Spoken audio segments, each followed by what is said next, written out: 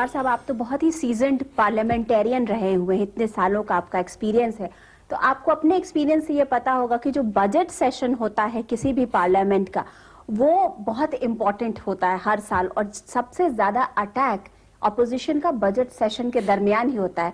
लेकिन इस budget session में ऐसा नहीं लग रहा है कि कांग्रेस ये रोल अच्छी तरह से प्ले कर रही है, क्योंकि अगर आप मोहन गुरुस्वामी का मसला छोड़ दें या भागवत का मसला छोड़ दें, इसके अलावा कोई भी ऐसा मसला कांग्रेस ने नहीं उठाया है जिससे ये लगे कि आपके अटैक की जो धार है वो बहुत तेज है।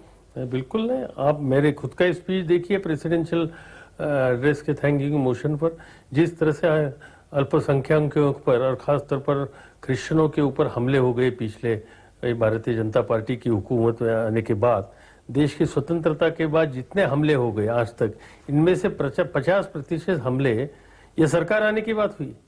जिस तरह से दुनिया में भारत की बेइज्जत हो गई, किसी मिशनरी को और उनके बाल बच्चों को जलाया, और ऐसे लोगों को एक तरह से समर्थन और विश्वास दिलाने का काम जिम्मेदार लोगों ने सरकार में बैठ के जैसे किया, यह सब हेतु से एक बात साबित होती है कि इतने बड़े हमले होने के बाद जो जिम्मेदारी सरकार चलाने वाले लोगों की है, वो भूलकर वो अपने लिमिटेड जो इंटरेस्ट की बात है, जिन शक्तियों के साथ वो रहे, उनको छोड़ना नहीं चाहते, और इसलिए उनके ऊपर हमने सख्त प्रहार किए कि इनके बारे में कुछ ठीक तरह से जवाब नहीं आया। लेकिन बजट के मसले पर बजट का डिस्कशन ही शुरू हो रहा है। Do you also share the same view point कि बजट जो है इसमें बहुत कुछ क्रिटिसाइज करने को नहीं बिल्कुल नहीं, बिल्कुल बजट में कोई दम नहीं है। इससे इकोनॉमी रिवाइव नहीं होगी, इसमें कीमतों के दाम नीचे नहीं आएंगे, इसमें बेरोजगारी कम करने के लिए कोई कदम नहीं उठाओगे।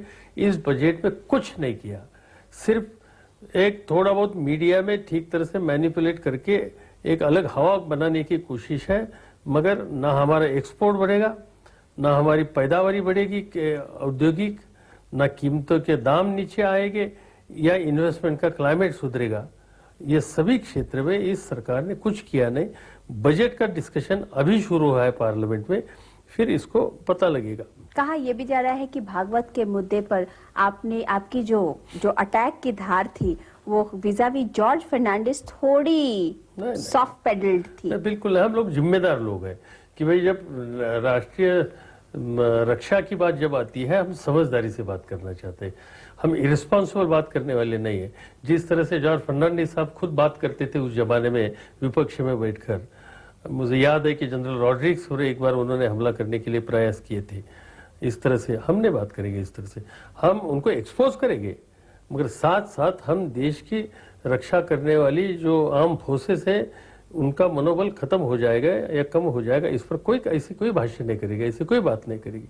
साथ साथ दुनिया के सामने भारत का नक्शा चेहरा खराब हो जाएगा, ऐसे कोई कदम नहीं उठाएगा। कहते हैं कि आजकल की डेट में जो बीजेपी की जो मैनेजमेंट, जो फ्लोर मैनेजमेंट या जो मैनेजमेंट कर रहे हैं पार्लियामेंट के अंदर, वो लोग इतने अच्छे हैं कि they have been able to manage you also. No, but in fact floor management मैंने तो इतनी बुरी कभी नहीं देखी थी, इससे पहले कभी नहीं देखी थी।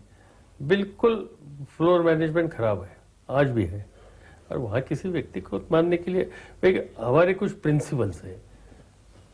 सदन का गरिमा रखना,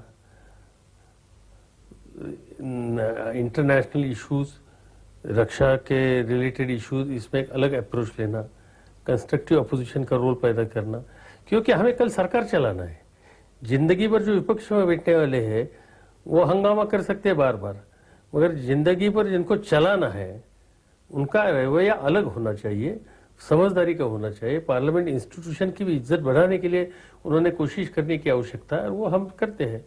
आम जनता के सामने ये जो भारतीय जनता पार्टी या जॉर्ज फर्नांडिस, इनका हमेशा का जो तरीका था वो देशवासियों ने देखा था, और लोगों को लगता है वही विपक्ष का काम है। वो विपक्ष का काम नहीं। आप लोग कंस्ट्रक्टिव विपक्ष का काम कर रहे हैं। कंस्ट्रक्टिव विपक्ष का रोल ही हम अदा करेंगे, आज करते हैं और आगे भी करेंगे। अच्छा, ये बताइए कि भागवत के मसले पर क्या आपसे सही में प्रधानमंत्री कार्यालय ने या प्रधानमंत्री खुद ने बात की थी? ये सरासर झूठ बात है। प्रधानमंत्री कार्यालय ने बात नहीं की, मैंने और मनमोहन सिंह ने उनका समय लेकर हमने जाकर उनसे बात की थी। अच्छा। मेरे पार्टी में इस डिस्कशन हुआ और कांग्रेस प्रेसिडेंट सोनिया गांधी के सामने डिस्कशन होकर ये तय हुआ, ये सेंसिटिव मामला है, यहाँ राजनीति लाने की आवश्यकता नहीं है, और इसलिए मैंने और मनमोहन सिंह ने जाकर प्रधानमंत्री को बताना चाहिए हमारी भावना क्या है। ये हमारे पार्टी में तय हो गया, मैंने खुद समय मांगा और हम खुद गए थे। और तब जब हमने बात की तो कुछ सवाल हमारे सामने उठाए, तब फर्नांडिस साहब ने कुछ बातें कही, मैं ना नहीं कहता हूँ, मगर तब उन्होंने हमें डिसमिसल या हम कोई एक्सट्रीम स्टेप लेने के लिए जा रहे हैं, ऐसा कभी कुछ हमसे नहीं। बिल्कुल बात नहीं की। तो बाद में आपने उनको रिबट किया कि नहीं? उन्होंने तो आपके किया नाम ना, पर पब्लिकली खेल किया। दिया, पब्लिकली पूरा का कहा। पूरा ही मुद्दा आपके उस पर डाल दिया कि नहीं हम वो दूसरे तो दिन सभी अखबार में आ गए कि what he is telling is not true, not Then at did all he correct. accept that? He has not open his mouth then.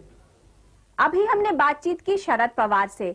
Congress की राजनीति में कई मामलों में शरद पवार और महाराष्ट्र को अलग करके नहीं देखा जाता, लेकिन शरद पवार से बातचीत करके ये साफ महसूस होता है कि वे अब मराठा सत्रप की अपनी इमेज से बाहर निकलकर अपना रोल नेशनल पर्सपेक्टिव में प्ले करना चाहते हैं। आज बस इतना ही। मैं अनुराधा प्रसाद विदा लेती हूँ। Good bye.